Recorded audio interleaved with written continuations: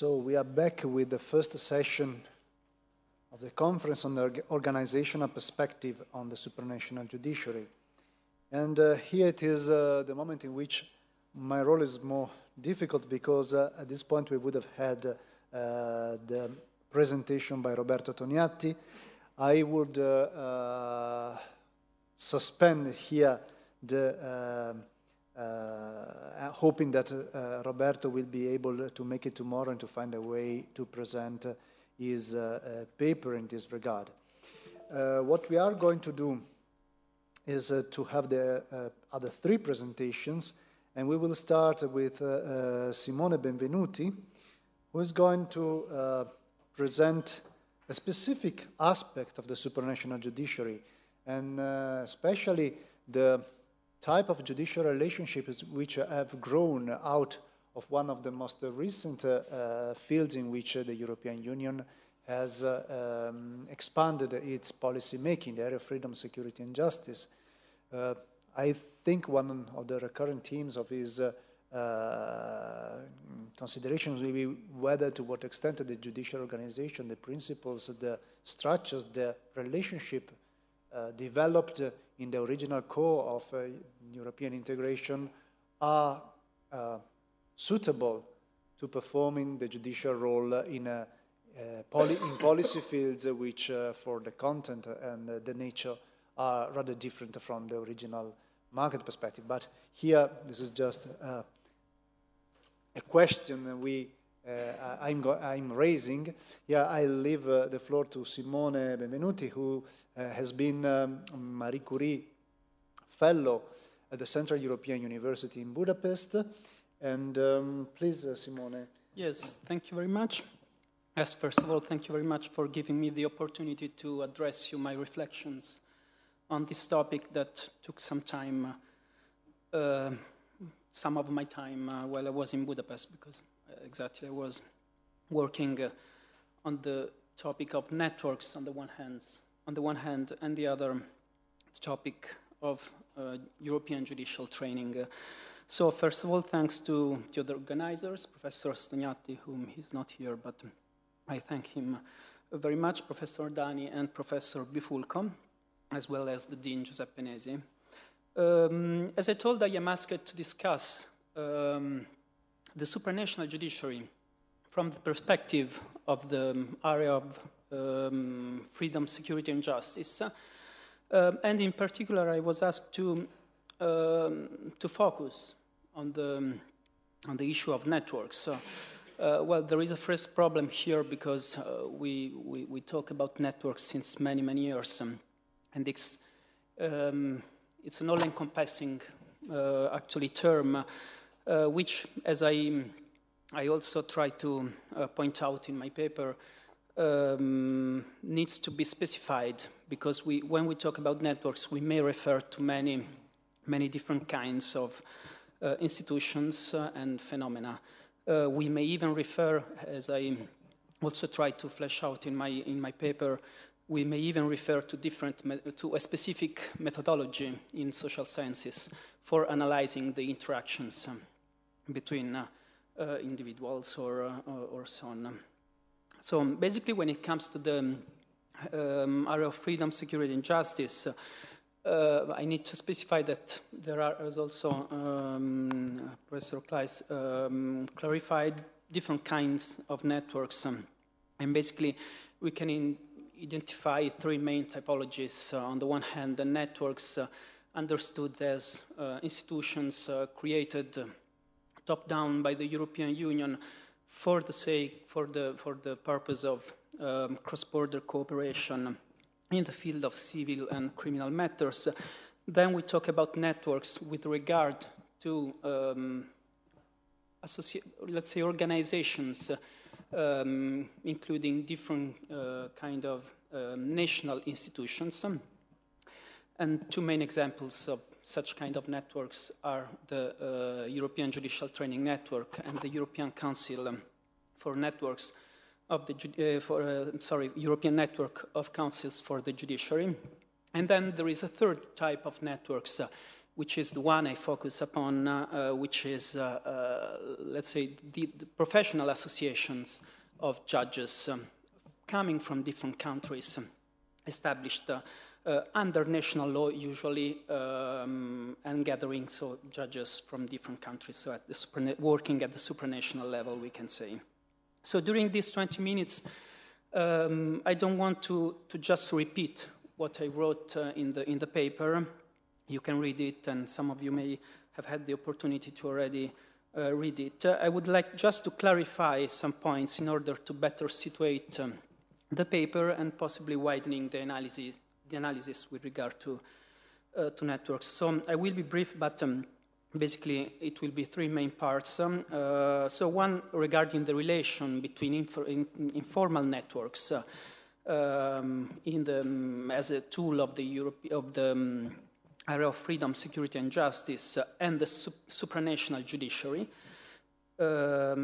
which, as also described in the introduction of the conference, needs to be understood as the compound system composed by European courts and national courts. Second, I would like to recall other examples of structuration of a judicial community besides the one I focus upon in my paper. And third, I would like to stress the need to contextualize the discourse about the reflection about networks for our purposes.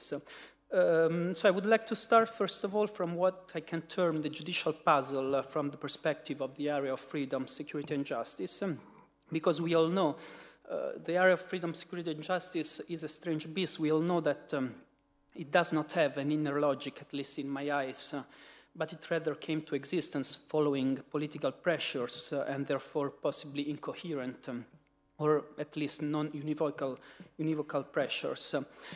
What I mean by that is that basically the judicial dimension of the area of freedom, security, and justice, that is to say the European area of justice, has two scopes, one more and the other less apparent.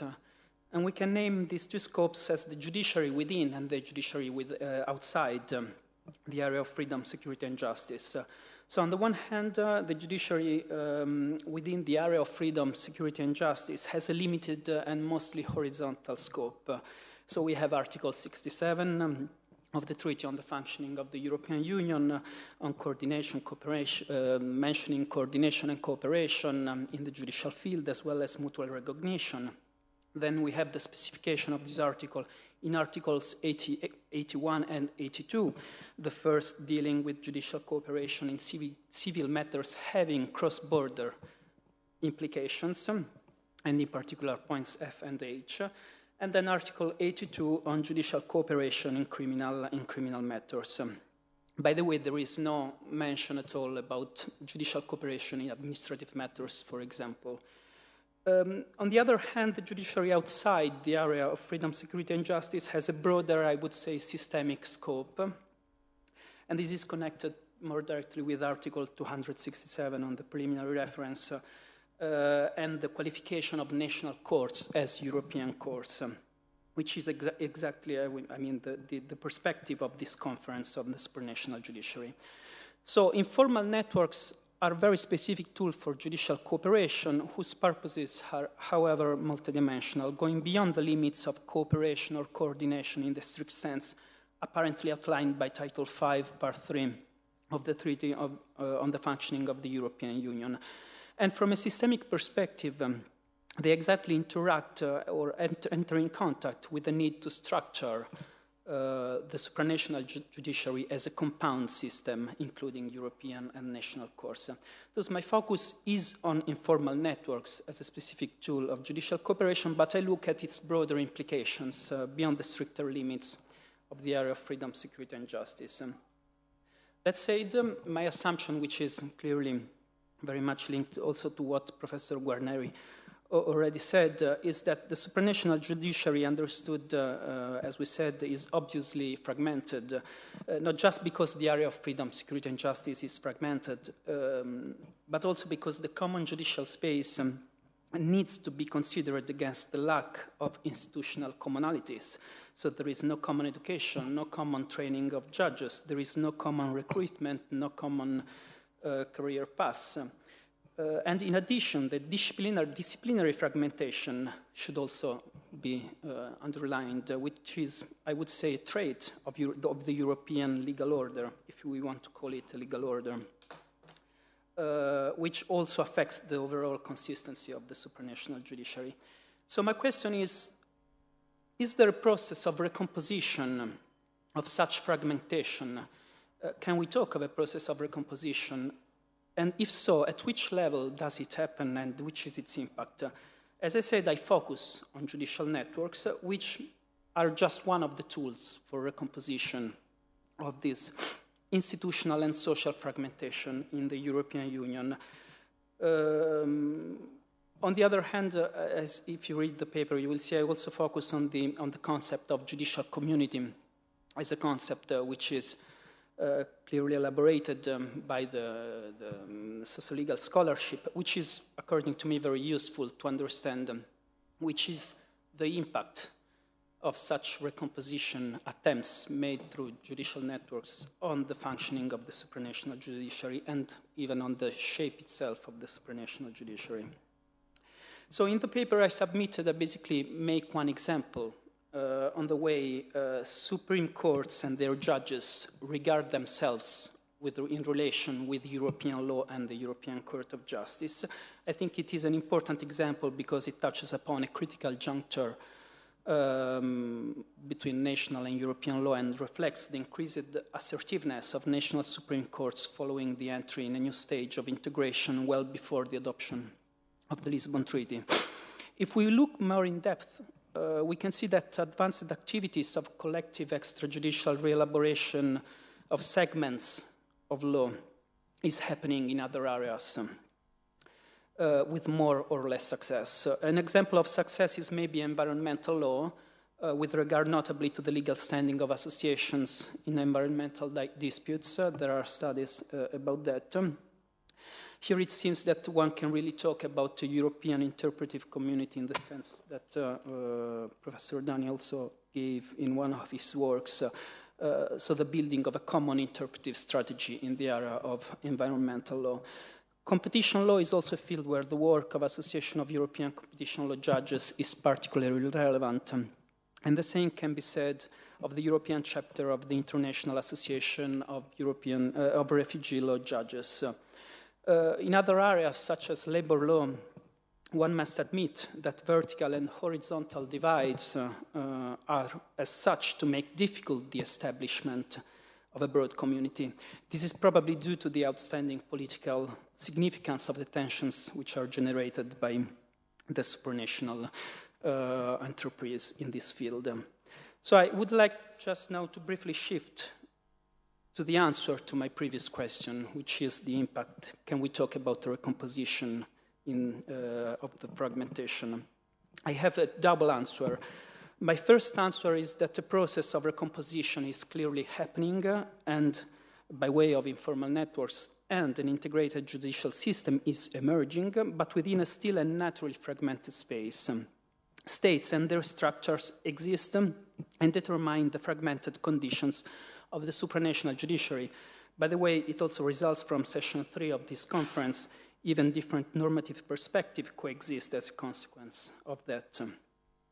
And the fact that different judicial communities exist in different disciplinary fields and that the supranational judiciary is naturally fragmented does not mean that the supranational judiciary is fundamentally flawed.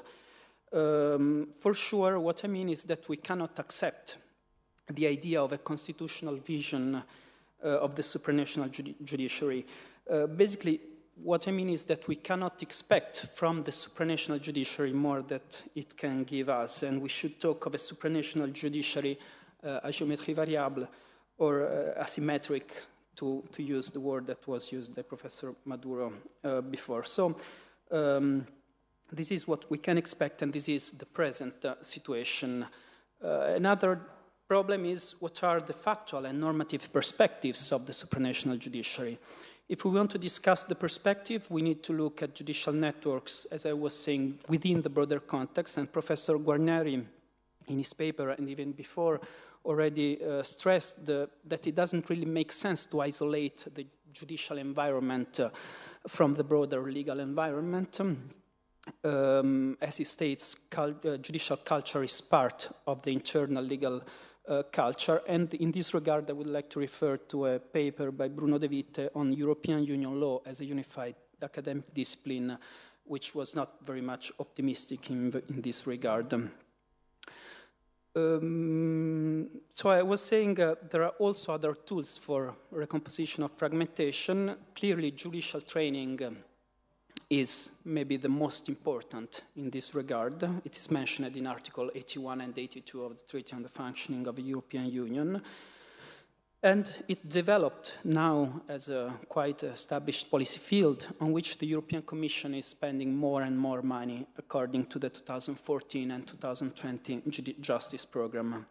Besides that, in the last years, there has been an interesting interlacing process between the European Judicial Training Network and some informal judicial associations that were the object of my paper. These judicial associations have become institutional partners of the European Judicial Training Network for the development of training activities. And so we can see here a process of structuration in the field and a second level formal integration of these associations in the policy field of training. There is, to conclude, a third important axis for the contextualization of informal networks, and this axis relates with the states themselves. And I think this is maybe the most important point to stress. Informal networks, as I said, exist, and they play a fundamental role, no matter how limited it is, from what I said, explained above. However, for a broader understanding of the functioning of networks and their potentialities, they need to be looked and analyzed in connection with what the states and national judicial systems do themselves in order to develop a more integrated system. We know that in this regard, the Netherlands, with its Infra project, is a forerunner, and I think this aspect very much connects with what Raffaele Sabato is going to say after me. Just to make a few examples, I had the opportunity to closely investigate during my stay in Budapest the Europeanization, the Europeanization of the Slovenian Administrative Court sitting in Ljubljana is strictly related to the participation of at least 4 relevant judges to supranational networks, and one of them acts since 2005 as EU law coordinator in that court. A similar initiative has been launched in Croatia at the level of the Supreme Court, where a judge has been appointed to establish a EU law service. In Hungary, on the initiative of judges participating in supranational networks, a formalized structure of EU law coordinators in different fields has been established at the level of the National Judicial Council. And this system, by the way, institutionalizes the previous association, private association of EU law judges, where the idea of court coordinators has not been introduced and the need of such professional figure is not felt. It could be possible, but a similar function is carried out by judicial associations, such as in the case of Austria, the Association of Asylum Law Judges, now absorbed in the Association of Administrative Federal Tribunal Judges. So the problem, or I would say the reality, is that we come here back to the state level. So states should do, in this regard, their job. They are involved in the building of the supranational judiciary, of an increasingly integrated supranational judiciary, but this is not always the case. So thank you.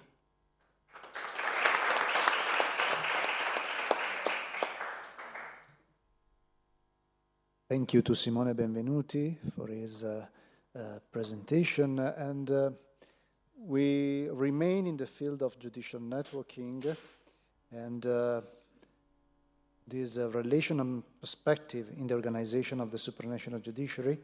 And I leave the floor to Raffaele Sabato, who is judge at the Italian Supreme Court, and most importantly, I would say, active in the Scuola Superiore per la Magistratura, so the school of lifelong training for judges, who is personally involved in these networks of judges working at the supranational level. Thank you, Professor Dani. I'm grateful to you and to the other organizers for being here. I have a very close relationship to Trento and to Professor Toniatti. I wish he can recover soon. I listened with interest and attention to what I heard from Professor Benvenuti. He, in some ways, analyzed from a scientific, legal, and political point of view the phenomenon of the supranational judiciary in its feature concerning networks. I will cover maybe the 4 subtopics which I was asked to cover: organization, recruitment, training, and networking. From the perspective which was given to me, how does the membership in the EU have an impact on the way in which judges experience their professionalism today? So I will give very practical hints and probably not very organic. I apologize. And this is what I can do at this moment. I will focus on policies. I will not cover all the initiatives, although maybe my little presentation will, from time to time, also mention some of them. Concerning the impact of the membership in the European Union on organization of courts, of course, in this room we have Professor Guarneri. We would have other important experts who have analyzed this from the political and legal point of view. From my own point of view, I would say that such an impact is a very indirect impact, because the focus of most European regulatory instruments is on effectiveness and is not and cannot be on organization of the judiciary as such. I listened to your presentation, you mentioning there is no common recruitment, there is no common organization, etc. Of course, you know, in a moment in which in Europe we even doubt that we should have a common area of security, freedom and justice, with an opt-out from a very important founding member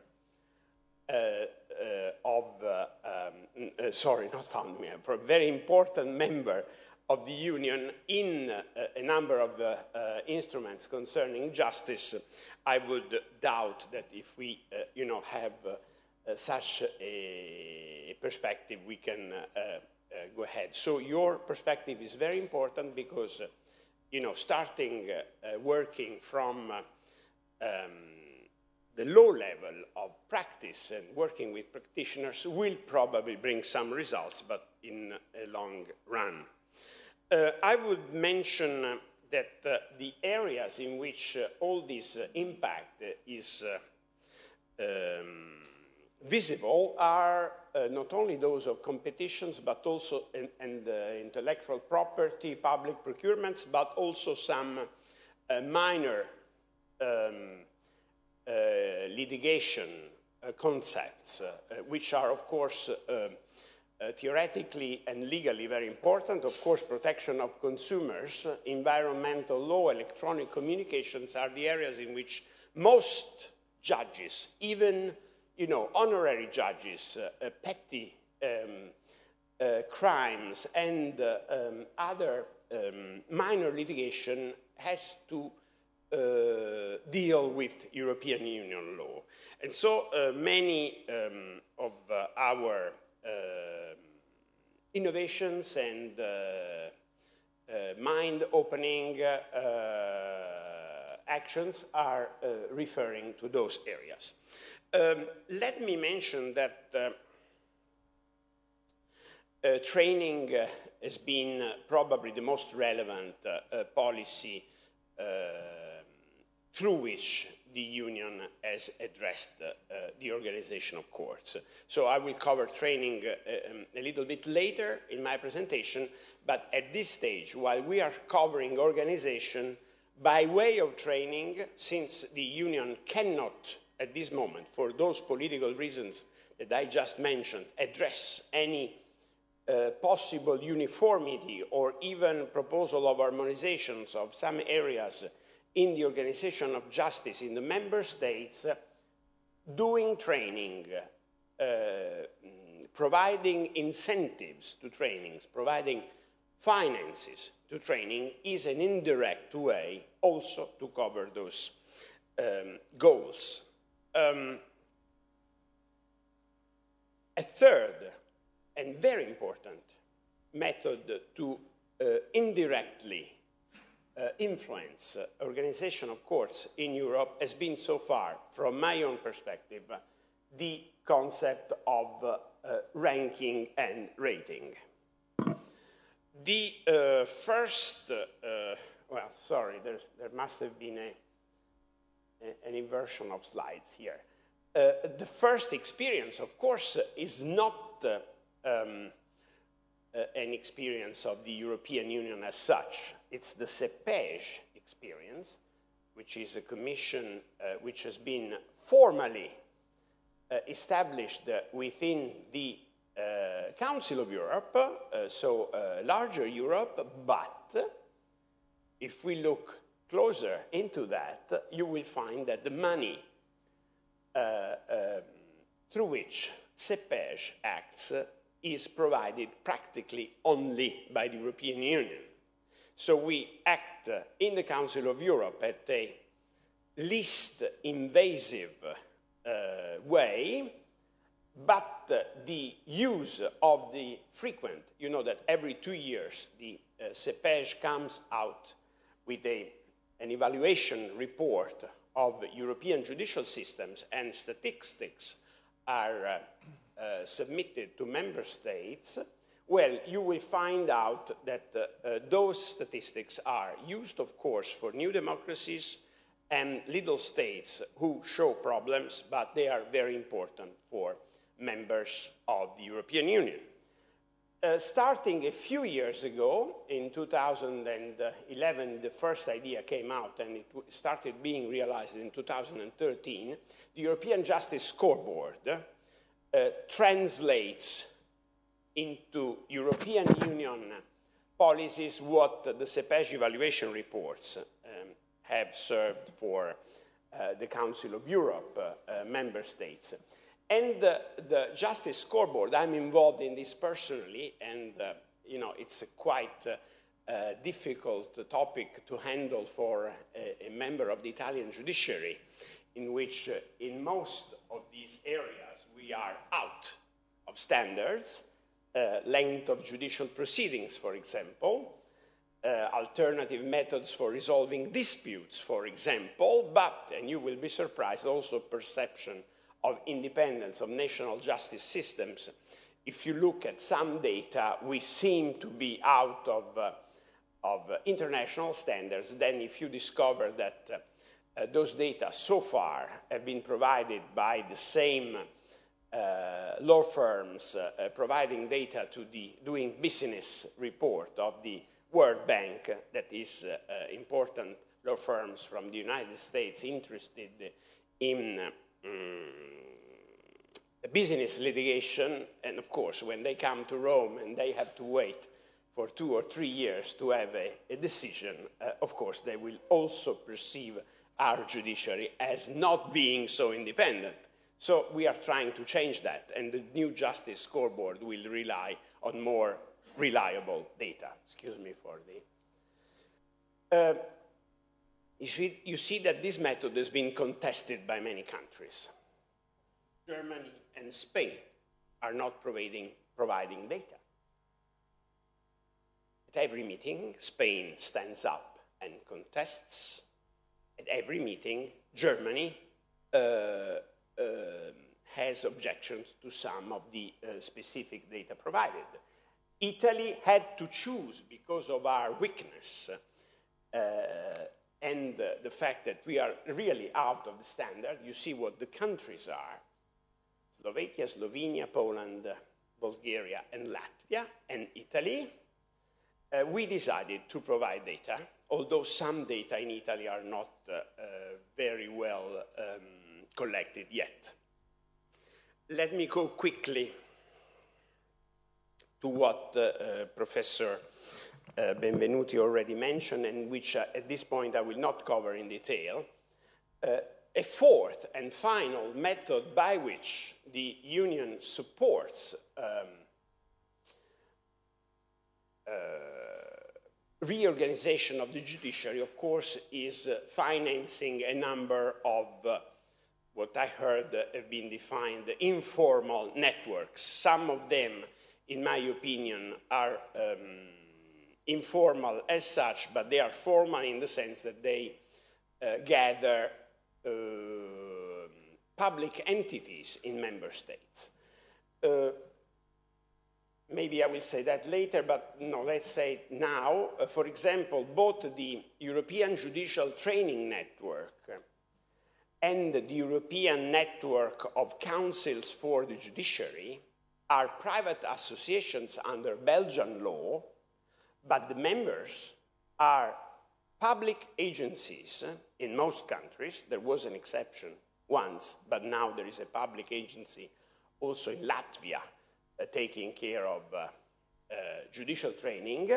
So they are private associations of public entities in member states, most of them having a sole competence, a sole authority in judicial training. So it was a way of getting together public agencies in a moment in which, under the Maastricht and the Amsterdam treaties, there was no way to cover two pillars of the Maastricht Treaty at the same time, civil and criminal, by way of a unified European regulatory instrument. That is the reason why. Of course, there are some other reasons which are mainly connected to the flow of funds which go to these networks, and they monopolize in some ways both the judicial training, because if you have a monopoly in the member states, of course, this monopoly reflects at the European level, but relationships with universities are very good. Most of the programs are done together with universities.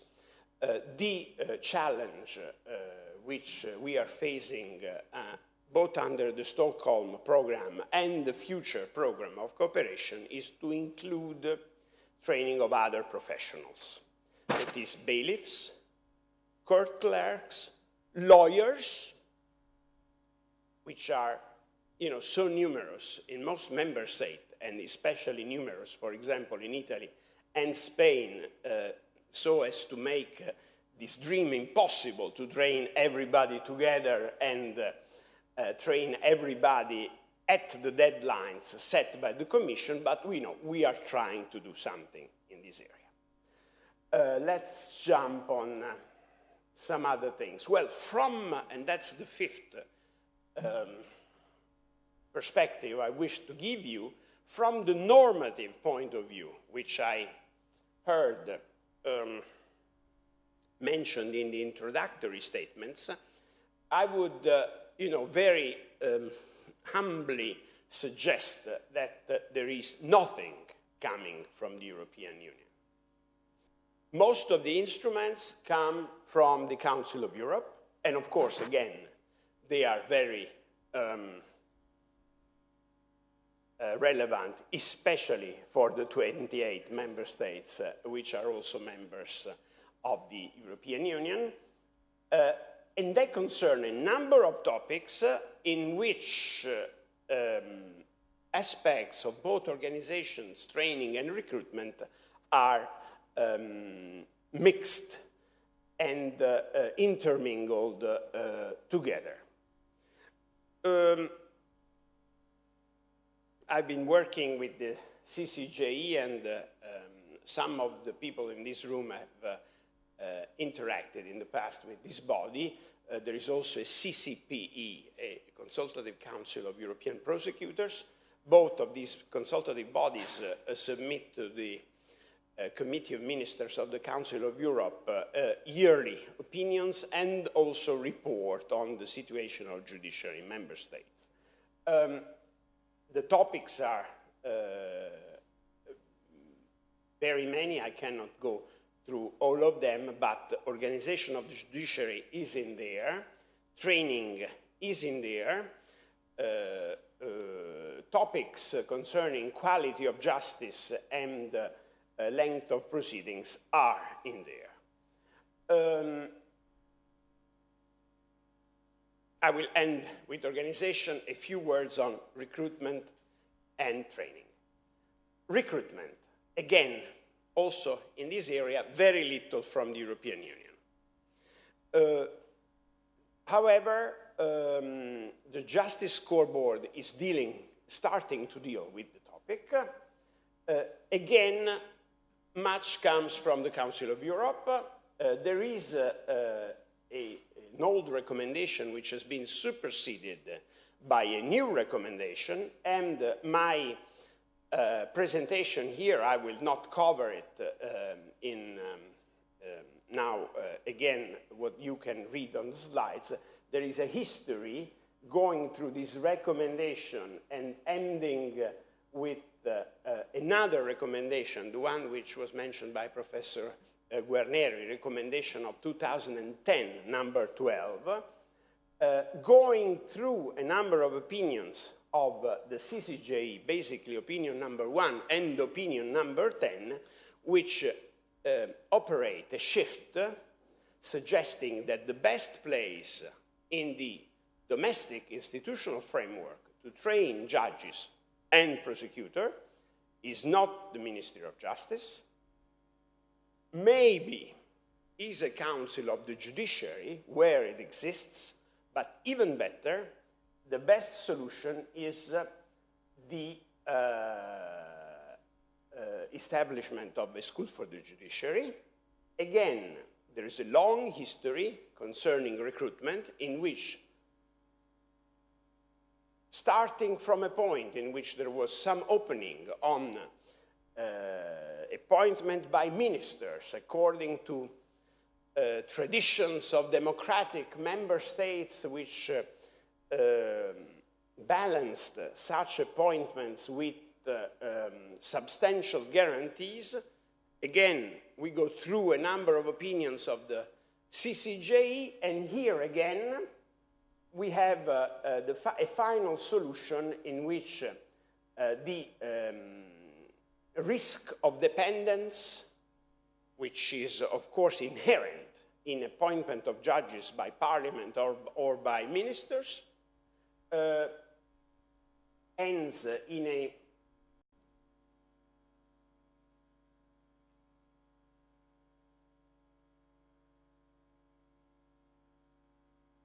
solution in which, in recommendation number 12 of 2010, decisions on selections of judges should be based on the merit, but decided by a body independent by the executive and the legislative powers, with a view of guaranteeing independence. Since there was a very famous opinion of the Venice Commission advocating some possibility that heads of state, again, not ministers of justice or parliament, heads of state could indirectly formally endorse an appointment coming substantially by an independent body, well, this recommendation with a specific clause, however, where the constitutional or other legal provisions prescribe that the head of state, the government, or the legislative power take decisions concerning the selection or career of judges, well, this may be accepted if an independent body is authorized to make recommendations which the relevant appointing authority follows in practice. So this is a sort of endorsement of the Italian or the French system in which a minister or a head of state in some other states is bound to follow the solution concerning recruitment given by another body and cannot refuse to sign. Of course, the language is a little bit more political to make it acceptable to everybody. Standards of training are also provided by the Council of Europe in a number of opinions of the CCJE, but we have here some standards provided at the European Union level. I cannot go again through all of it, but let me mention that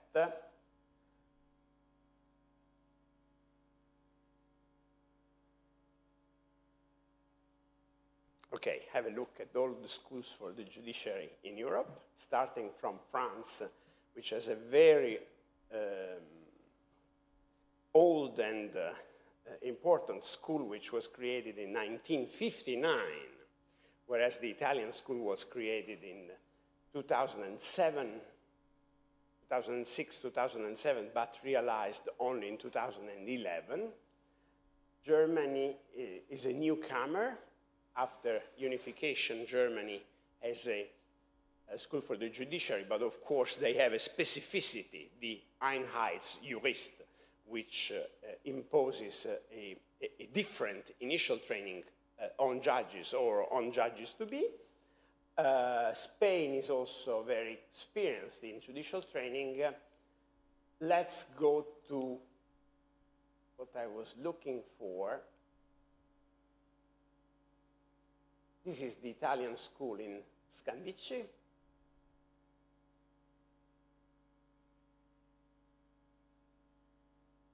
I'm sorry, I don't have it. Well, my conclusion on this point was that the piece of legislation of the European Union, but should be somewhere, is under preparation. Okay, we have it.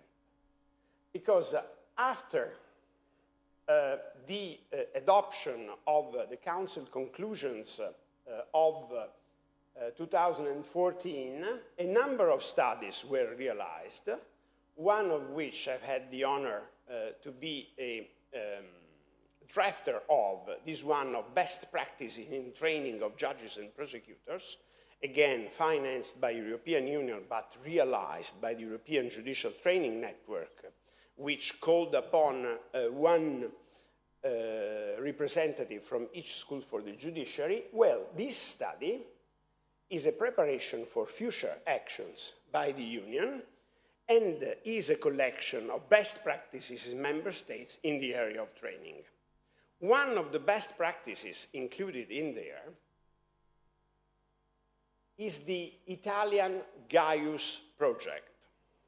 Since Professor Benvenuti mentioned the role of so-called European coordinators, I just wish to clarify that these European law coordinators in some member states, that is in the Netherlands, the Netherlands was the first country to have such a figure, and Italy was the second one, and Romania came third, and Spain also has such a figure in these four countries.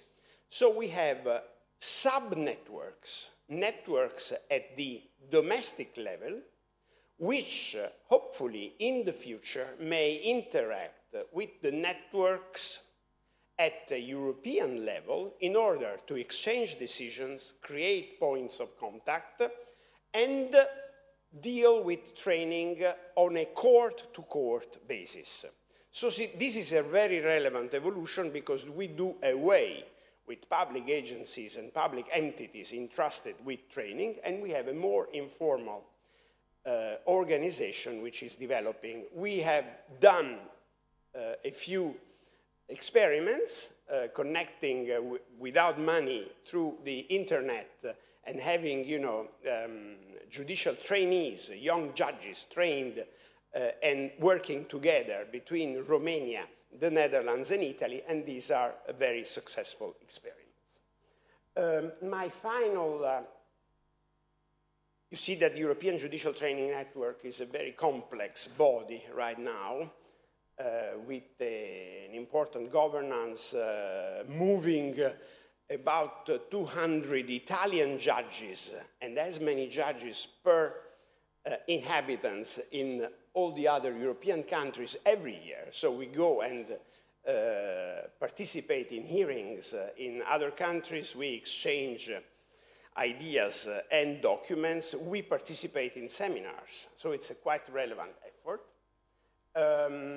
The final mention I wanted to make concerning networks, since a lot was covered already by Professor Benvenuti, was this classification, networks for training, in which we have also networks of the Council of Europe.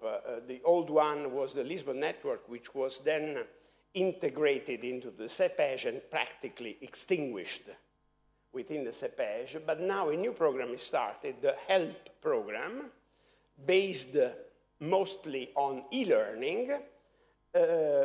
Again, the usual scheme is repeated. The strong part of the HELP program is the sub-HELP program, which is called HELP in the 28, and you know why. Because of the money. We have networks at a world level which do very little, unfortunately.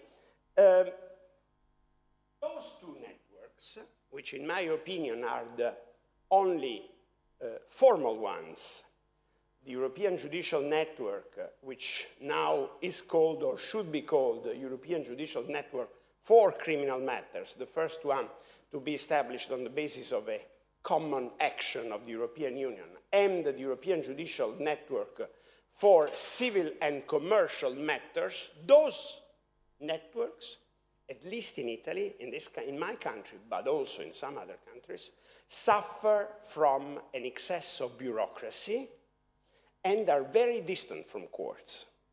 In Italy, we have contact points building up these networks. They should exchange practices. They should be a sort of telephone call, first aid. You call your colleague and you ask, what is the law applicable? But how do you apply that law? But if I ask you this, would you answer in terms of judicial cooperation and so on and so forth?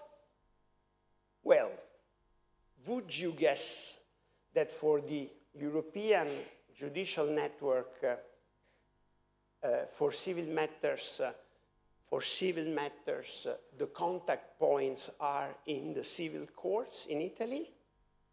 One of them is at the Ministry of Justice, and the other one is at the Prosecutor General's office at the Supreme Court. So, they are very close to top institutions and very far from judges. We don't even know that they exist. For the one in criminal matters, the situation is a little better, but not so good anyway, because the contact points are in each Prosecutor General's office in each Court of Appeal. Judicial network, not prosecutorial network. In other countries, they are at least in the Court of Appeals. And so you can easily guess that since in Italy very few judges, and especially very few civil judges, we are exceptions, are involved in European cooperation, since the most active people back then were investigators, of course, these networks were thought of as having a sort of investigative role. Of course, then Eurojust came. We need to revise this, and we need some action also from academicians to criticize this situation, especially in my country. It is not alone Italy in this area. I'm really grateful for having had the possibility to contribute to this conference, and I'm available for possible questions.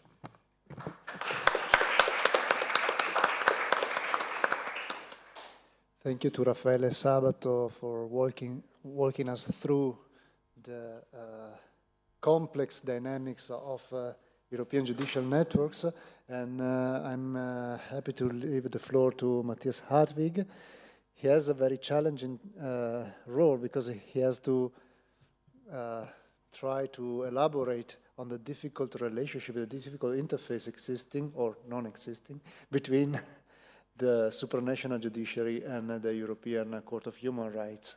Thank you, Mathias. Thank you very much, especially at this hour.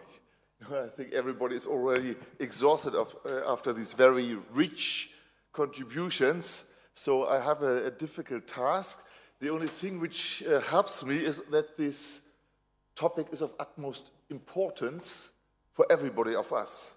And therefore, I think I will be able, or if not me, then the topic will be able to draw your attention for another perhaps 20 or 25 minutes. The question is the relationship between the European Union and the European Convention on Human Rights. What is the point of departure? There are two international organizations. The one is the Council of Europe, which encapsulates also the European Convention on Human Rights, and the other is the European Union, which is, of course, a supranational organization, but at the same time an international organization, and they are completely different subjects, and from the outset, they have nothing to do with each other. The objectives of both organizations are completely different. The one, the European Union, wants to promote the political and economic integration via the transfer of state powers, and the European Convention on Human Rights aims, as you will now, as you know well, aims at the protection of human rights.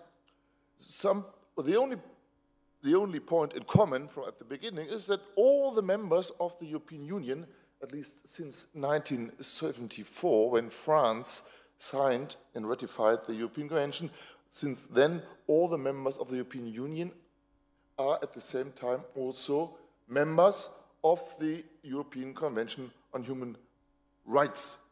And so we had for a long time a very peaceful coexistence because there was, let me say so, no overlap of the activities. One economic field, the other human rights. And this change, it is interesting here, this change when the question of human rights was raised within the European Union. Because with the increase of transfer of state powers, the question was how to limit now the powers of the European Union. And of course, as we are used to do, we call for human rights. And as you know, again, there hasn't been any Bill of Rights within the European system. No Bill of Rights within the European system, and so somebody had to invent the human rights in the European system, and this was the task of the European Court of Justice. And how did it invent, how did it identify the human rights within the European system? It referred, on the one hand, to the traditions of the constitutional traditions of the member states, and on the other hand, to the European Convention on Human Rights, to which all members of the European Union have been or were members.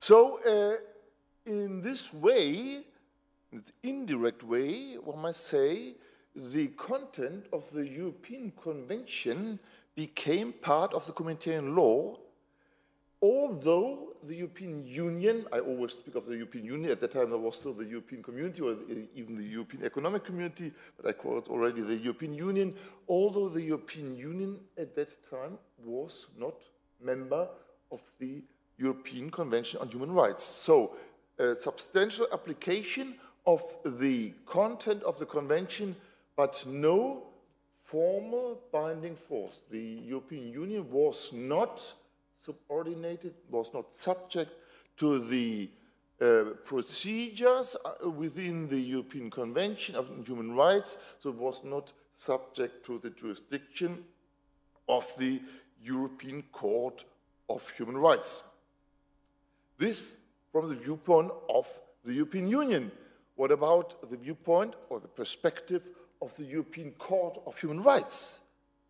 It also had, of course, to deal with this question. And here, two things. First, the European Court of Human Rights never condemned the European Union for violation of human rights. Why? For a very simple reason, very formal, simple reason, because the European Union does not form part of the European Convention, was not member to the European Convention on Human Rights. Very easy answer. It's not very difficult, not very sophisticated. However, there are nevertheless problems, and the question was if the member states of the European Union could be held accountable for the violation of the European Convention on Human Rights by the European Union. So if the member states have to pay for it. And here a long doctrine has been developed starting in the, I would say, in the early 90s with the case Melchers before the Commission, the Commission of the European Convention on Human Rights, which at that time still existed, and then it was in a way finally elaborated in the famous Bosphorus decision of 2005.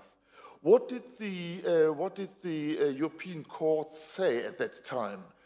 It said several things. First, whenever the states are acting by omission, by an action, they are responsible, even if they are implementing the commandments, let me say so, of the European Union.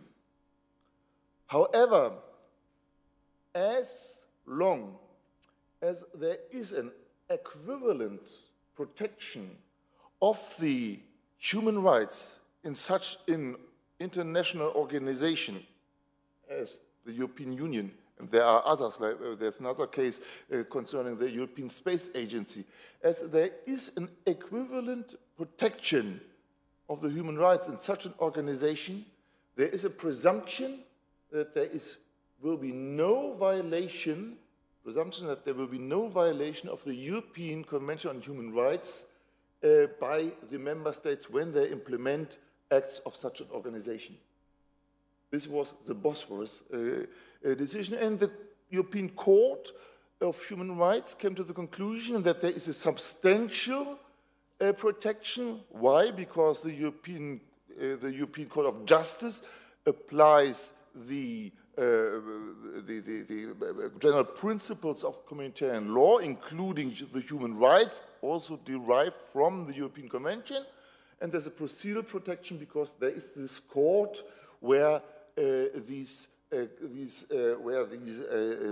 rights can be appealed to. So both important principles are there. The procedural and are fulfilled, the procedural requirement and the substantial requirement. So Bosphorus, again, no responsibility of the European Union, responsibility of the member states only if there is no equivalent protection. As there is an equivalent protection within the European Union, the member states cannot be held responsible for a violation of the European Convention.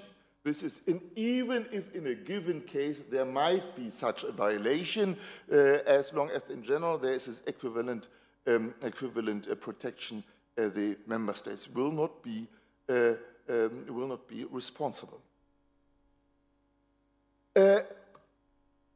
So far the two sides, and now the question, shan't we go a step further and also, this was as a European Union, we said, and shall we also include the procedural aspect of the European Convention on Human Rights by acceding to the European Convention on Human Rights? And this question was raised already in the 90s in a very practical sense, when there was the idea to join the European Convention, and the question ended up before the European Court of Justice, and the European Court of Justice delivered a legal opinion and decided this is not possible as long as there is not an express authorization. Why? Because the European Union enjoys state powers transferred to it by the states in its sort of trust, and it cannot accept another instance, international instance, to control the European Union. Therefore, the conclusion in 1996 in the legal opinion was at the moment as the treaty stood at that time, an accession to the European Convention on Human Rights was not possible. The situation changed with the Treaty on the Constitution, where this was provided for the accession. The treaty failed, as you may know, but I always say it has been picked up to almost 100%, let me say 95, 98%, by the Treaty of Lisbon. And this treaty, as you may know, also encapsulates a formula in the Article 6 of the Treaty on the European Union, a formula which provides for the accession to the European Convention on Human Rights, and in a form that it is said the European Union shall accede to the European Convention on Human Rights. So this is a specific order. And at the same time, the 14th additional protocol to the European Convention on Human Rights already had entered into force, which allowed for the accession of the European Union, because otherwise, as you may know, only states could become members of the European Union, of the European Convention on Human Rights. So both sides were prepared to marry. And then there was the negotiations between 2010 to 2013, 3 years of negotiations. 3 years of negotiations, it's a long time and difficult negotiation, as people who were involved in it told me. And the main problem was in the specific character of the European Union as a future non-member states, whereas its members, the members of the European Union, were at the same time also members to the European Convention on Human Rights. This made the whole thing very, very problematic. So the draft of the agreement on the accession tried to find some solutions. I will not describe all of them because I don't have the time. I just would like to mention, for example, the so-called correspond procedure, meaning that if there is a case against the European Union, for example, then the court, the European Court, the European Court of Human Rights could invite the member states which perhaps participated in the act in question. Such a state also could or should put a request to be included into the proceedings. This is possible, and also in the case when a state was before the European Court of Justice in a case concerning European law, then the European Court of Human Rights could invite the European Union, or the European Union could request to be included into the proceedings. So this was a correspondent procedure. There have been other specificities. No, I lost it. Sorry. Jumped.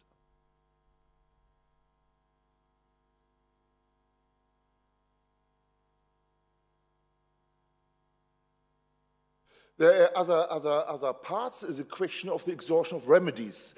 As you may know, to go to before the European Court of Human Rights, the states have to, the people, the person, individuals have to exhaust the local remedies. The question was, what is the local remedy with respect to the European Court of Justice? As you know, the individuals have a very poor standing before this court. It's very difficult to get before the European Court of Justice in Luxembourg as an individual, and so there could have been many cases where the European Court of Justice could have not been involved before the European Court of Human Rights decided. And this was a very precarious situation, because what is the sense of the exhaustion of remedies? Of course, on the one hand, there should be a filter in order to disencumber the European Court of Human Rights. But on the other hand, the idea is that the disputes should be settled at home, at home and not in the street. And here the European Court of Justice, of course, wanted to get the chance to have a say in the solution, perhaps to settle the dispute before it comes to the European Court of Human Rights. And therefore, it was provided for that whenever there was a case in the field of European law and the European Court of Human Rights had not yet decided the case, then the European Court of Human Rights should suspend its proceedings and refer the case to the European Court of Justice, which should decide. But the decision of the European Court of Justice should not be binding for the European Court of Human Rights. Not be binding. There's express provision to this end in the draft of the agreement on the accession. So, and a last point which I want to mention because it became problematic, it was also provided for that the European Court of Human Rights should decide on questions concerning the common policy of foreign and security policy. So these more or less, they could go further, the most important points in the agreement, and then the case arrived before the European Court of Justice. You know, there's a possibility to ask a legal opinion. It's not mandatory, but in this case, the Commission decided to ask for such a thing, and everybody thought it will pass through very, very smoothly. And then, exactly a year ago, it was the 18th of December, today we have the 17th, tomorrow in a year, there was the shock waves around Europe when the court, the European Court of Justice, handed down its decision or its legal opinion saying, no, not possible, incompatible with the European law. What have been the reasons? Now, 7 points. First, there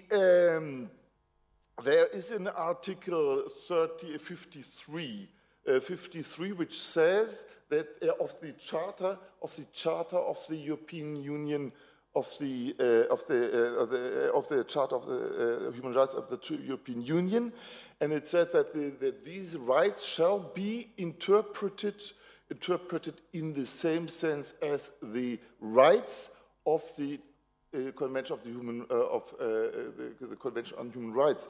The Convention on Human Rights allows for higher standards in each state. Each member state to the European Convention can grant better rights, stronger rights, human rights than the Convention itself. However, the European Court of Justice decided in the famous Meloni case that in areas where the European Union already harmonized the law, the states have no right to create higher or better, stronger human rights which would run counter to the idea of the unification of the legal system.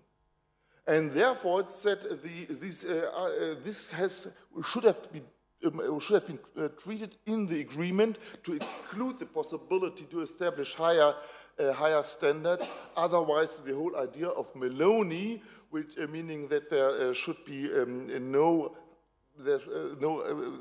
right should be granted which would run counter the harmonization. This would otherwise be eliminated, and this was, of course, not in the interest of the European Court of Justice. Second problem, this concerns specifically the principle of mutual trust in the justice and home affairs. In this area, formerly was the third pillar. It was a principle of recognition. Very often, you know, for example, there was a arrest warrant or whatever, you know, and this was recognized, and normally the national courts had no right to check the compatibility of these measures with human rights standards. And this was the idea in order to foster the cooperation between the member states. And this was not taken into consideration by this agreement. So, according to this agreement, even actions taken in this field would have been subject to the scrutiny of the European Court of Human Rights, and this again could destroy the principle of mutual justice. This, according to the European Court of Justice, incompatible with the European treaties. Third point. The additional protocol number 16 to the European Convention provides for the possibility that the Supreme Courts, national Supreme Courts, could lodge a question, prejudicial question sort of, to the European Court of Human Rights in cases where there is unclarity with respect to the interpretation of the European Convention and with respect to the national legislation. And there was no procedure provided for that in this case the European Court of Justice could get involved. So the European Court of Justice feared that it could be circumvented or bypassed by this procedure, and therefore it said it is incompatible with the European law, although it was clearly said that the additional protocol number 16 should not become part of the accession treaty, so the European Union itself did not want to ratify it. Nevertheless, the European Court of Justice stated there is this risk in the future it will be bypassed by the member states, and this again is against the principle of the monopoly of the European Court in the interpretation also of European law. The fourth problem was a violation of Article 344 of the Treaty on the Function of the European Union, which says that the European Court of Justice shall have a monopoly to decide disputes between the member states. And this, according to this was not dealt with in the agreement. So in principle, as you may know, there are state claims. There's possible state conflicts within the European system, and it could have happened also such a conflict with respect to European law. And then the European Court of Human Rights would decide conflicts between states which concern European law, law of the European Union. And here again, the European Court of Justice said this is a monopoly of the European Court of Justice. The European Court of Human Rights should not have any say in it. With respect to the correspondence system, which I described already, there was there were three problems. First of all, it was said the European Court of Human Rights should not decide on European law in the case of the admission. But if the court decides on a request, for example, it should check if the state, for example, is really involved in a case where there is a case against the European Union before the European Court of Human Rights. If a state says, Germany, for example, I want to join the case, the European Court of Human Rights should have checked if Germany really is involved, the link to the European Union. So this is a question of European law, and the European Court of Justice says this is not the decision of the European Court of Human Rights. Second, it was said once there is a correspondent proceeding, then the decision will affect the European Union and the member state or the member states in the same way. But what happens if the member states made, for example, a reservation in the given case? This was not taken into consideration. And the third point was, then it was the European Union, the European Court of Human Rights would allocate responsibility between the European Union and the states. And again, the question, it had to apply European law and the law of the European Union dealing with the responsibility within the European Union law. And this, again, was not, according to the European Court of Justice, not the task of the European Court of Human Rights. Sixth point, the sixth of criticism, the prior involvement of the ECJ, so exhaustion of remedies. Here, two criticisms in this context. First, it was said that the European Court of Human Rights should suspend the proceedings when the European Court of Justice hasn't yet decided the case, or a case of this nature, of this type. But who should decide if it already decided or not in a parallel case? According to the agreement, it was up to the European Court of Human Rights to decide it. The European Court of Justice says, no, it's up to me to decide if I already decided such a problem or not. The first thing, the other thing is, it was said that the proceedings should be suspended only if there was a question on the validity of a given European norm and not with respect to the interpretation. As you may know, according to the Article 267, the European Court of Justice has two functions: the interpretation of the European law and the declaration if a norm is valid or applicable, valid or not. So these two tasks, but in the prior involvement as regulated by the agreement on the accession, the European Court of Justice came into play only with respect to the validity, not with respect to the interpretation. And finally, the European Court of Justice says there must be no competence of the European Court of Human Rights in the field of the common foreign and security policy. Why? Because I'm neither competent in this field. As you may know, according to the European law, the field of the European the common foreign and security policy is more or less exempt from the jurisdiction of the European Court. And it was said, if I have no right to decide, then you neither. So there is sort of equality. They said, if there should be no jurisdiction according to the European Court of Justice, it would be a contradiction to give it now to a court which is completely out of the European system. Therefore, this is also against the European treaties, and these were the main, all the points mentioned in the legal opinion. Conclusion. What are the results? Judges are always very jealous. I come from Germany. I can tell you about the relationship between the German judges of the Constitutional Court specifically with respect to the European Court of Justice and also with the European Court of Human Rights. With both, we have a clinch, as you may know. Gorguli is one, and the Solange 1, 2, 3, the other Lisbon Treaty. So this is a sort of tradition. Why judges are independent, and the supreme judges, as we used to say, we have just the blue sky above us and nothing else. You know, we are independent.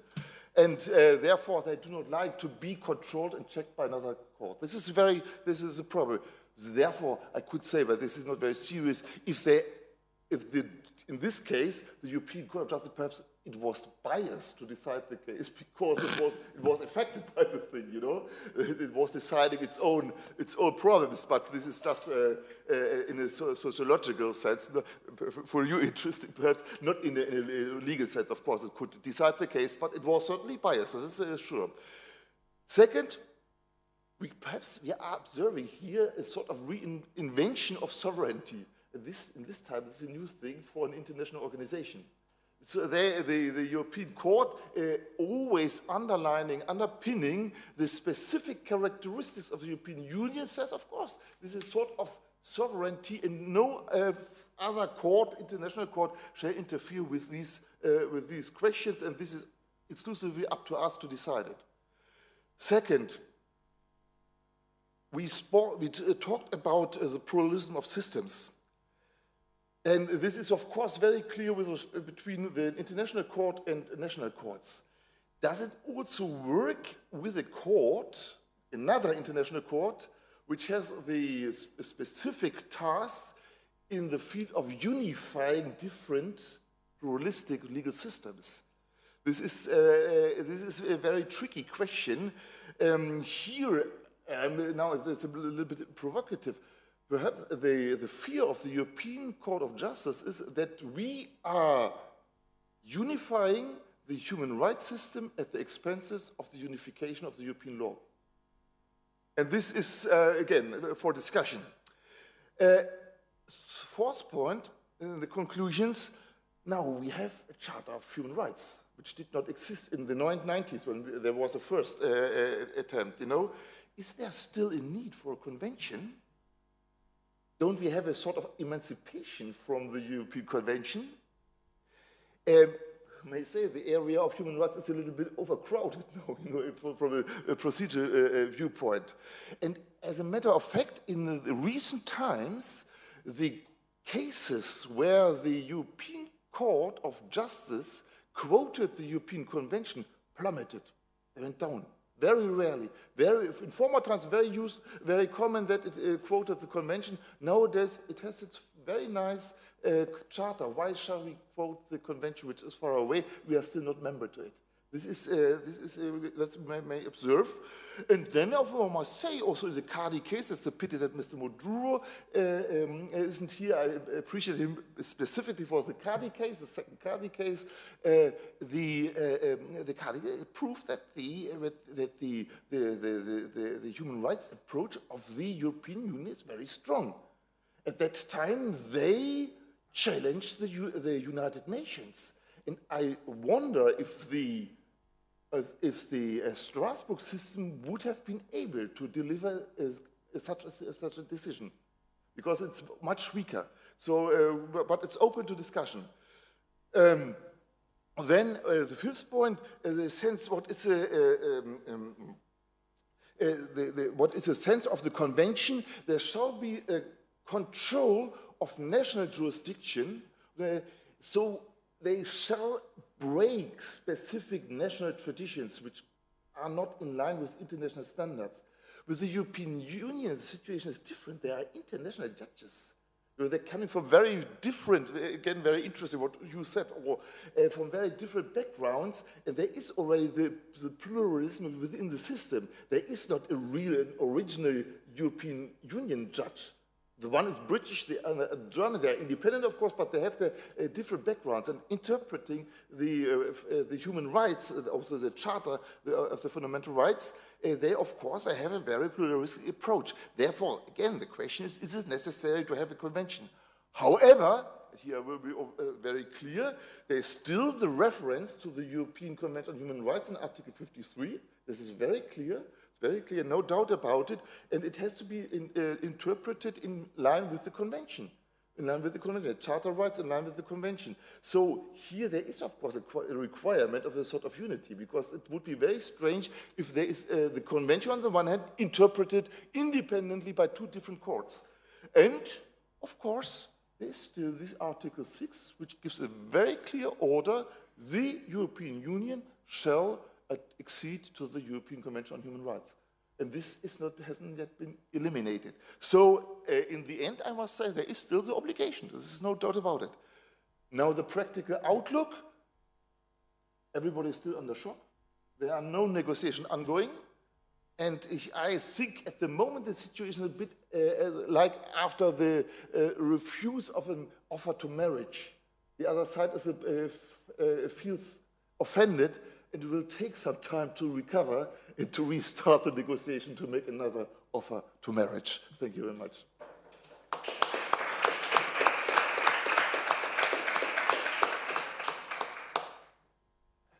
Thank you to Professor Hartwig for his presentation. Again, was very rich, and the last points were provocative, and probably they could raise some questions from the public. So we have 15-20 minutes, and we could open a little bit of discussion if there are questions.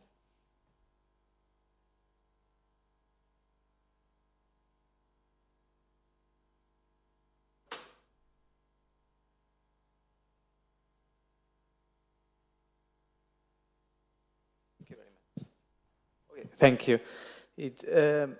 First, I have a comment or question for Guarneri's presentation. I like a lot your point in relation that national courts can use or can have an alliance in that sense with EU courts for making them more independent in relation to other political powers at the national level. But as well, I want also you to know about your opinion about the possibility that this alliance between lower courts and EU courts can maybe go against the coherence of the internal judiciary in relation especially about the conflicts between lower courts and the higher courts. No? In that sense, I think that Spain is a clear example in relation to that about the crisis, because lower courts, the courts of first instance, relied on EU courts on the ECJ against the inaction of the Constitutional Court, no, in that sense. And it seems that there is quite now a conflict between the two levels of the judiciary in that sense. No? It seems that EU law maybe can create this conflict inside the judiciary in that sense, no? Especially in systems when you have a centralized constitutional judicial review model, no? And the ordinary judges, the lower judges, can now have more powers because of reviewing EU law with the help of the ECJ, no? And I think your opinion in that sense, it's going to be very helpful. In relation with the informal networks of your presentation, of the presentation of Professor Benvenuti, I am very concerned about especially the accountability problems of these informal networks in that sense. No? It seems that maybe they are useful, and I think that your point is that they are fulfilling some options, no, and they are increasing maybe coherence between all the players. But what about transparency, accountability of these informal networks, and especially from the point of view of the public, no, that maybe it's very difficult to follow the paths and that these informal networks and what are the things that they are doing in that sense, no? And that's all.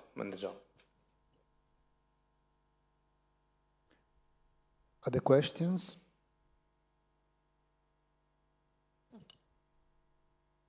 So we leave Monica Kleis. Also a question to Professor Benvenuti, or a comment maybe from since it was also mentioned a couple of times, the Dutch experience with the English name, the GCEs.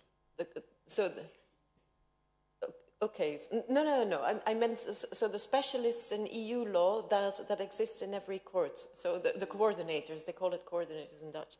But in any case, my question is there not, because this system is now being copied in a number of other countries, because it's seen as an example that follows to be, or that seems to be like a good idea to Europeanize national courts. But in the Netherlands, there are doubts about the system, in the sense that it could lead to a new cleavage within the domestic judiciary, namely those courts who do European law and the others who don't. And they don't need to do it anymore. There is no incentive for them because there's someone else who will do it. And then there is also an increased jealousy on both sides, because those who do European law, they tend to go to the networks and attend these meetings. So they go on trips and they have to do less work, etc. So my question is, are there possibly other alternatives to GCEs? I think we collect another few questions, and then we'll leave Professor Guarnieri and Professor Benvenuti and the other to respond. I have also a couple of questions. The first is a question to Raffaele Sabato, and it has to do with the Justice Scoreboard, because one element which is probably important to know is that the Justice Scoreboard is also implicated in the governance, the macroeconomic governance. The interest of the European Union for a reformation of justice has not just only to do with the fact that we wanted to have a more efficient and best performing judiciary, but the performance of the judiciary is strongly linked with economic competitiveness of member states. And so my question is this something which is pulling, driving justice reform to some directions, or is this just a neutral location of the whole discourse on justice reforms made by the European Union? And then a quick comment on Mathias Hartwig and the evolution of the relationship between the EU and the ECHR. I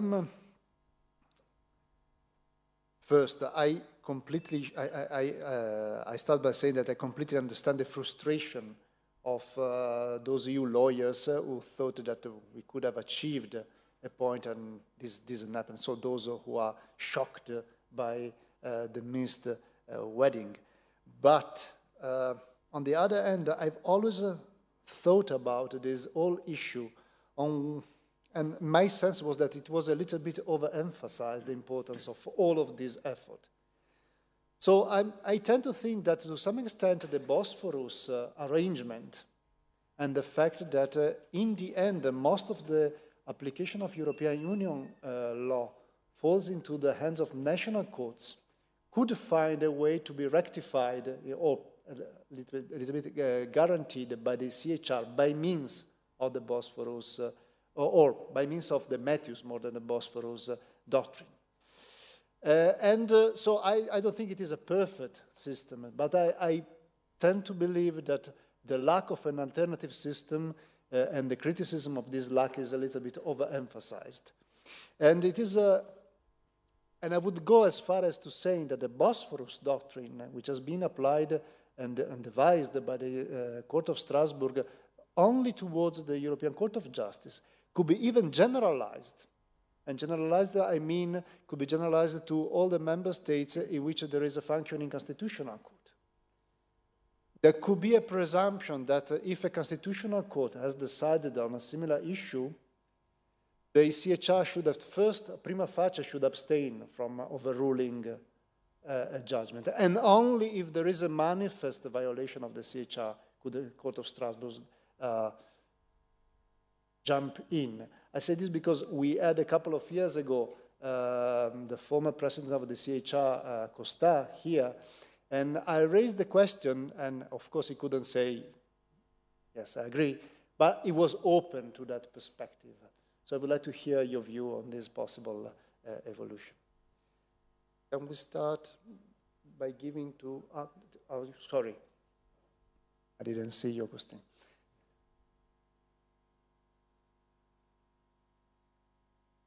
Sorry, very briefly. First, I apologize because I arrived late. I managed to get lost in Trento, which is remarkable, but my sense of orientation is remarkable.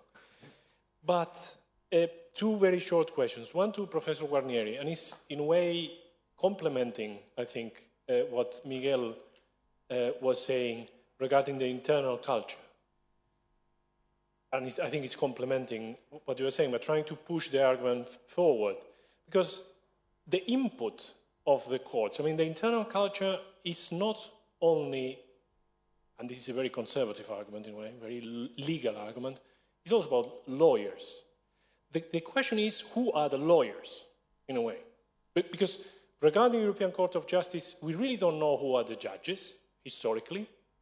The Copenhagen guys are working on making the actual history, but we really don't know. We don't know of the first court who was with the resistance, who was on the wrong side of the war. All these kind of things we don't know. If it was the US Supreme Court, we will probably know it. But it's also a question of who are the lawyers. And I'm the growing impression that repeated players, probably very especially before the European Court of Human Rights, but also before the European Court of Justice, and this is the supply and demand. I think I am, as a lawyer, I don't like the supply and demand applied to law, but it's a good metaphor probably. But there's also this question of to what extent this internal culture is very much also a result of who are the lawyers, not only of who are the judges. And not everybody has the same possibility of going before courts because it's very expensive, because it takes time. Bosman case, but also other cases in which people are even in a much worse position to do that. And then to Professor Hartwig,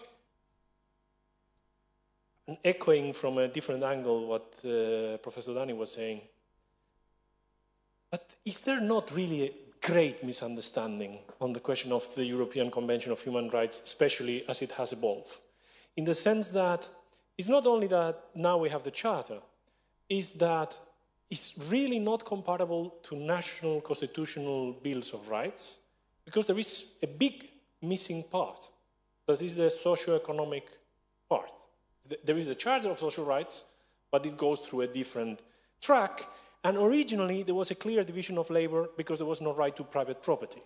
So then the question is that there were no social and economic rights, but there was no protection for the right of private property, and historically it was the UK Labour government, all this kind of stuff. But now there is a great tension coming out of that, plus the European Court of Human Rights is very keen, for example, to recognize fundamental rights of corporations, which is highly debated in many national constitutional debates, whether this makes sense at all or not. I mean, we were discussing in lunch, and the UCOS case came, but I think the European Court of Human Rights structurally has less intellectual capacities because of lack of doing these kind of things, of trying to integrate these type of cases in which this kind of very intense socioeconomic interest on the side of the state are coming. And this is not a fault of the court. I'm not criticizing the court on that. Is that they don't do that in a way, or they are not supposed to do that. So given that there was a big surprise out of the opinion, perhaps, but I think we should be surprised that there was a surprise. Because on the one hand, you can say, and I think fairly to say, that the European Court of Justice was fighting its corner, and it was trying to protect very jealously. But leaving that aside, I think that there are very good arguments on the judgment, and we could add even further arguments why it's not so obvious that the European Union signs the convention. I think, would you like, that? Okay. Professor Guarnieri, would you like to respond to a couple of questions? Because these are questions for a couple of hours. No, I would say, just try to summarize. What I see is, the complexity of the legal system, which is obvious, it's putting a pressure on judges, So judges have to respond in a situation of, much more difficult. At that point, I think there are different elements to take into account. First is societies, political system. I will distinguish between polarized and non-polarized. Very roughly, communist, former communist and Latin are polarized, Nordic and common law are not polarized. I just, very...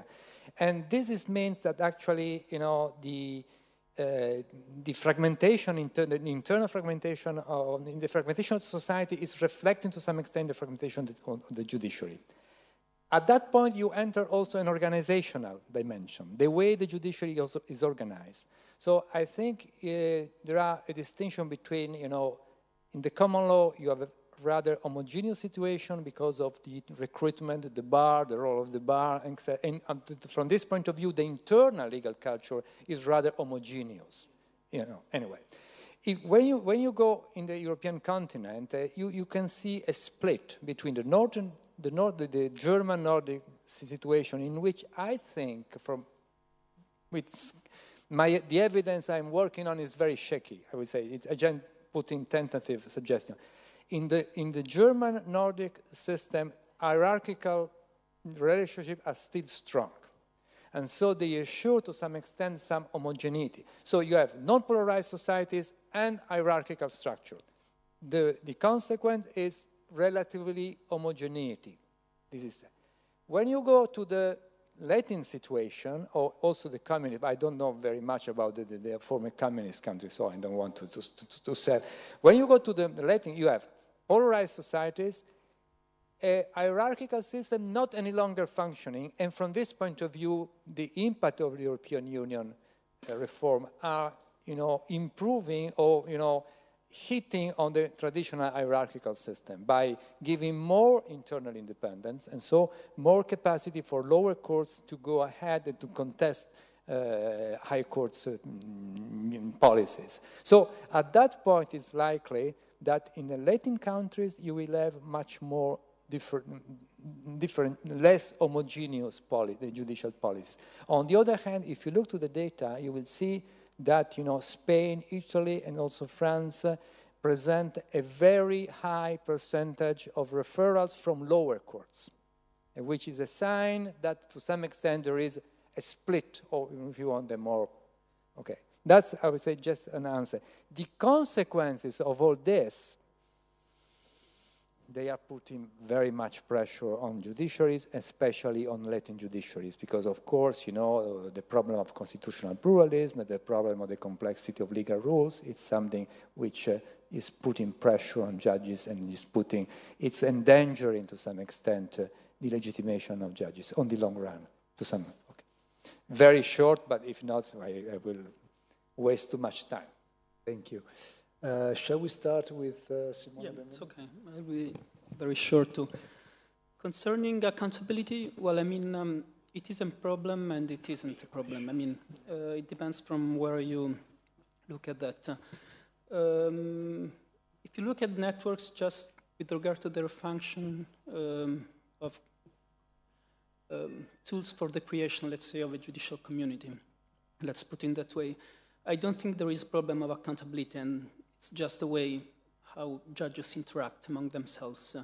And this happens everywhere, even in, I mean, at the state levels. That's normal that judges communicate and talk about legal issues among themselves. So it is not problematic. Then another issue is how law is applied. But this is just about establishing, let's say, interpretive frameworks with regard to legal issues. And that's normal. There are different fora where discussion can be held, conferences, networks, even journals. So this is not a problem in this regard, I think. It may be a problem with regard to this process of absorption of networks within the framework of European governance. So when networks becomes tools for the definition, for example, of European judicial training policies and the implementation of judicial training policies. So in this framework, yes, I would say it is a problem. It can be problematic. I have no answer. I think it is something that gets within the broader problem of the accountability in the European Union of different institutions in the European Union. As to EU coordinators, I understand perfectly what you're saying, and I'm also aware that there are criticisms about the idea itself of the EU coordinators. But one can even consider EU coordinators on the one hand, regarding, for example, some countries. It has been the case of Slovenia, of the Slovenian Administrative Court, for example, as just a specific tool within a transitional phase in order to get aware with European law, for example. And this was the case, for example, of countries that acceded in 2004. And on the other hand, maybe we shouldn't look maybe just at EU coordinators just as the oracles of EU law within the national judicial system or within a judicial court, but rather people with whom, judges with whom other judges interact and discuss issues of EU law. If a judge, I think, goes to a EU coordinator, I think he is aware that, or she is aware that there is an EU law issue to be discussed. So I think it's not like unidirectional from the EU law coordinator towards the judge who is applying what the EU coordinator says. Thank you. Thank you, Simone Benvenuti. We have Raffaele Sabato with a question. No, you asked me a question, Professor Dani. Yes, I'm pleased to answer as far as my knowledge goes. The answer to your questions gives me the opportunity to cover one area on organizational courts which I did not cover during my presentation, meaning those limited areas in which EU law actually involved the reorganization of the judiciary, because there are such areas. For example, one European Union regulation obliged the member states to reshape courts dealing with corporate business and business law. And this reshaping went as far as to oblige, for example, my country, Italy, to concentrate only in 11 courts. You imagine that in Italy we have 27 courts of appeals. So we concentrate only in 11 tribunals litigation concerning corporate law, business law, intellectual property, and so on and so forth. The same happened for some other countries. And then, of course, we know that through another EU instrument, we created not an international court, but a unified court for all the member states in the area of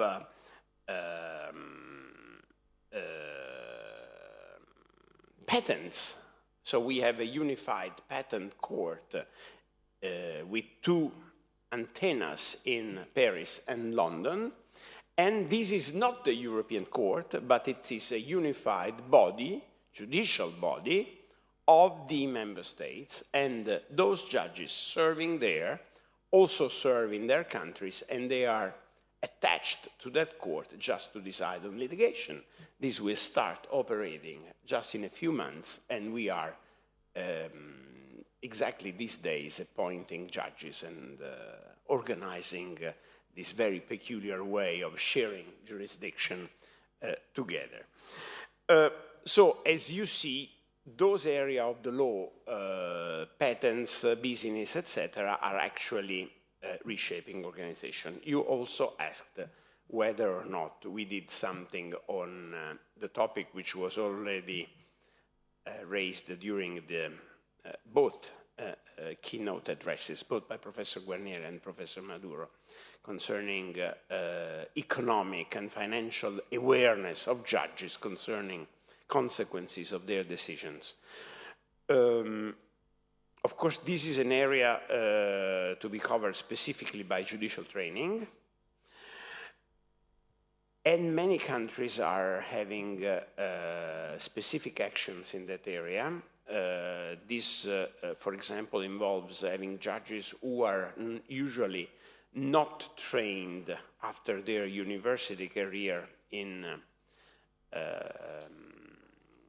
economics or economic policy and other financial related matters, to go back to their books and to attend courses in economic analysis and also economic analysis of the law. For example, we have a European project obliging in some way judges dealing with antitrust issues to attend courses in order to allow them either to decide or at least to check whether they resort to experts to financial analysis establishing what is the violation, because you know that's a very sophisticated economic reasoning that you need for those decisions.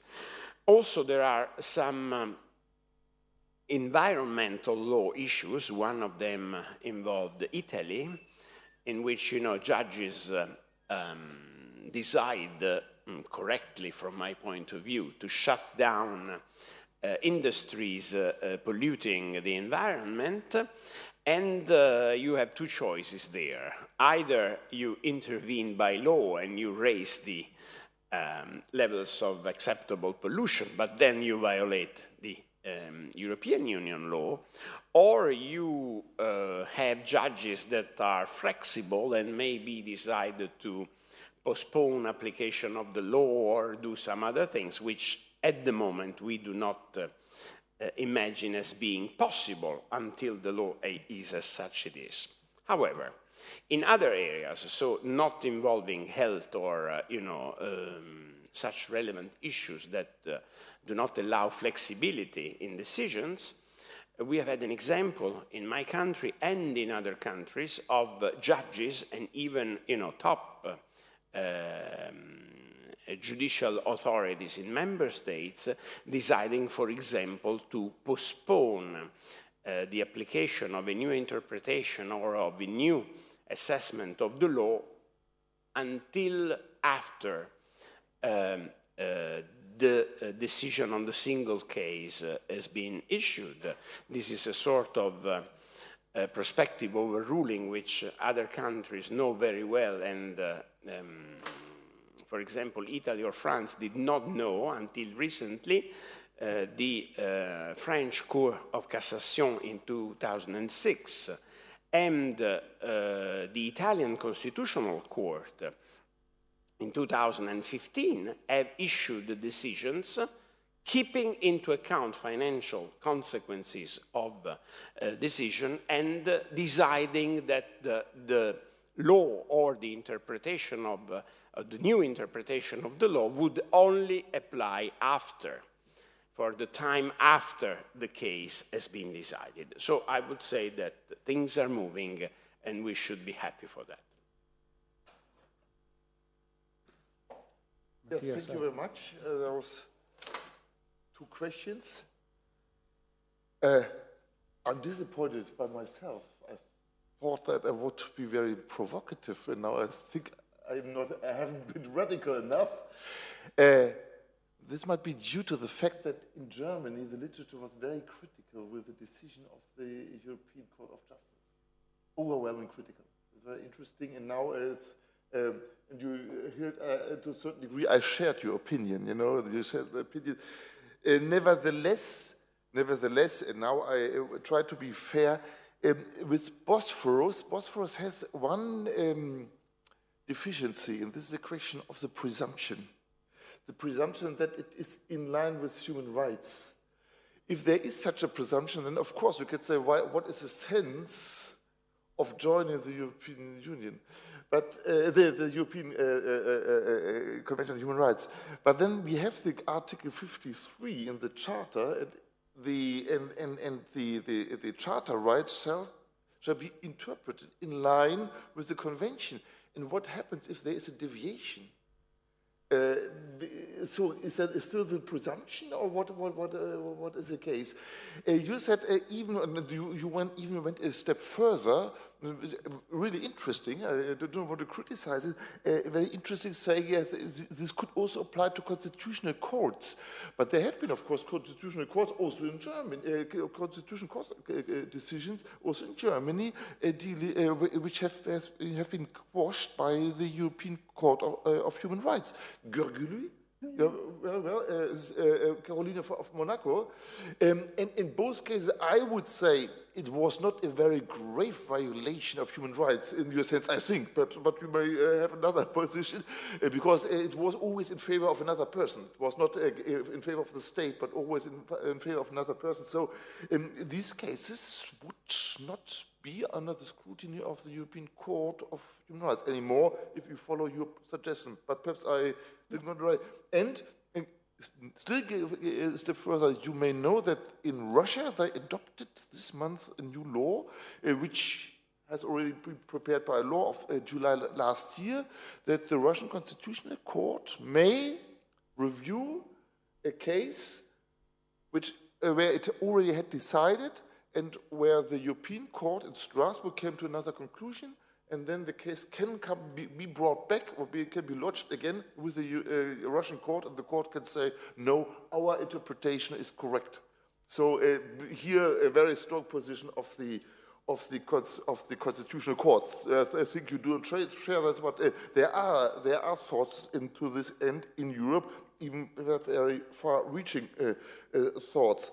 If you say the European Court of Human Rights is not prepared for dealing with the economic question, I think you're right. Yeah, to a certain degree, you're right. And it is, of course, the 2 billion euros decision. It has to be discussed. It has to be specifically if you think that some 8 years ago there was a decision dealing with a person who was in prison in Russia after violation of Article 6. The person was there for a year, and she got, I think, 3,000 euros, and then you got 2 billion. It's, I think, a bit out of proportion, but nevertheless. Let me perhaps end with an anecdote. Perhaps this might be the misunderstanding in general, that here there are very different expectations between, on the one hand, the European convention system and the European Union on the other side, in spite of the fact that this is in the treaty. That reminds me of this anecdote. I would like to end with it. You know that a young chap sees a very nice girl on a party and wants to dance with her. And she is quite bored from the very beginning, say, okay, not this dance, not the next one, but the 5th I will grant to you. And then he says, and if it is a boy, his name will be William. So far for the different expectations. Okay. So I think that we are already a little bit late with the schedule, but we can probably stop here the first session. I would like to thank all the people who intervened, and I will see that we reopen our walking tomorrow morning at 9:30 with the second session of this conference. Thank you.